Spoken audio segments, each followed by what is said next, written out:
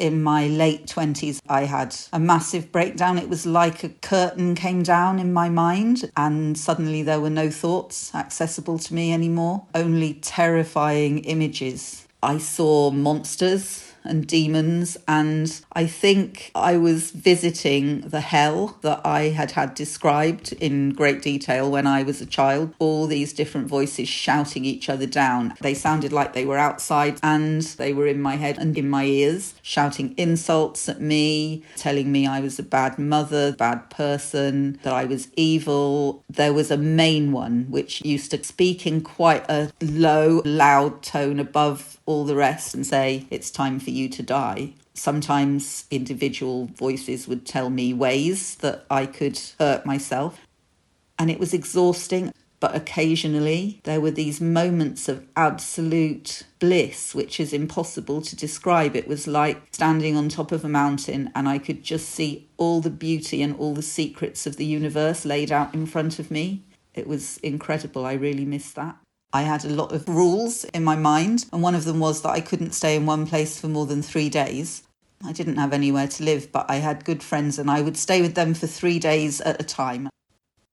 There was this tiny, tiny light that was still burning somewhere deep within me, and it was very nearly out. I just knew that if I took medication, it would be gone. I had a lot of insight into what was going on, and I was terrified most of the time, but there was this little piece of me that was lucid. I used to call it my little voice of reason, and I really needed people to listen to that. Nobody would listen to me when I said I need to not be taking medication. I need to be consulted about my treatment.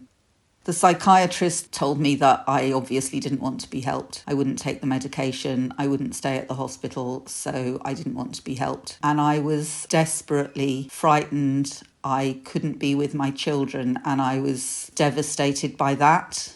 I couldn't bear the pain anymore, and I just kept having this image of my body breaking and this little wisp of my essence escaping, and I just wanted to escape. So I got on a train and I went to Cornwall with the intention that I was going to jump off the cliff.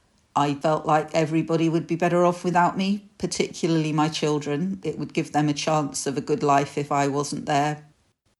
I went to Land's End. I stood on the cliff, willing the wind to blow me over, but there was something that stopped me from jumping. I had this incredible experience of being connected to this beautiful landscape, the wildness of it, the bleakness of it, being part of it, belonging in a way that I'd never felt that I belonged. Suddenly, I felt as though I was really resilient and really strong because I was part of this amazing landscape. That was a turning point. I had this sense that if I jumped, I would just have to live the same life all over again to this point, over and over and over again, and I had to break the pattern. And I went back home and I went to see the same psychiatrist, and again, he was really unhelpful, unsympathetic, and I went to see my GP, and she referred me to this therapeutic community that did amazing work, and I went there and I played a lot of mind games. I was very defensive and quite manipulative, and I got called out on all that stuff. But I also felt really cared for and really loved. My children used to come in to be with me there so that we could be rehabilitated together. And I obviously wasn't okay immediately. I still have my struggles, but I began my recovery.